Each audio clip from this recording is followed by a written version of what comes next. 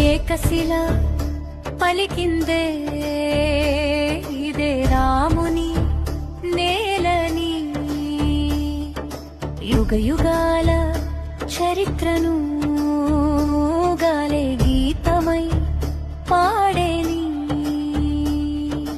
ఒంటుడు మిట్టుడు భక్తికి నిలువెత్తు రూపాలు వారి పేరే నేడు ఒంటి మిట్టగా మారిన వెలుగులు